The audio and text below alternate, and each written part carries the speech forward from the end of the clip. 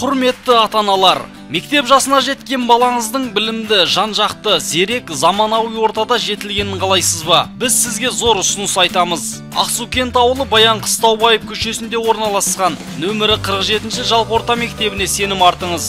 Мектепте өте тәжірибелі мамандар мен дарыны асып тасқан жас мұғалімдер сіздің балаңыздың болашағы жарқын, келешегі кемел болу үшін жұмыс жасайды. Бұл мектептің оқушылары сабақтарын жарыса оқып, мектепішілік, аудандық, облыстық олимпиадаларға және түрлі жобаларға қатысып бақ сынайды. Білім ошағында оқушылар үшін барлық қажетті жағдай жасалған. Мұнда өнерлі оқушыларға акт залы, денесін шынықтырамын деген шымыр жастарға спорт залы. Мектепте екі тілде, қазақ және өзбек тілдерінде сабақ өтіледі. Сондай-ақ оқуға құштар мектеп жобасы аясында кітапқұмар оқырман қалыптастыруға баса назар аударылады. Ал бастауыш сынып оқушылары үшін оқылған кітап жарнамасы, ертегілер әлемі атты жобалар балаларыңызға білім нәрін құйып, белсенділіктерін арттырары сөзсіз. Биылғы оқу жылында мектеп қабырғасынан түлеп ұшқан 3 оқушы алтын белгі иегері атанып, 15 оқушы үздік аттестатқа қол жеткізді. Ал 10 оқушы мемлекеттік грант иегері атанды. Сондай-ақ спорт саласында әлем шыңын бағындырған кикбоксшы Фазилидин Сафаров пен бокстан еліміздің 2 дүркін жеңімпазы Әбдіқадыр Ирисқұлов осы мектептің түлектері.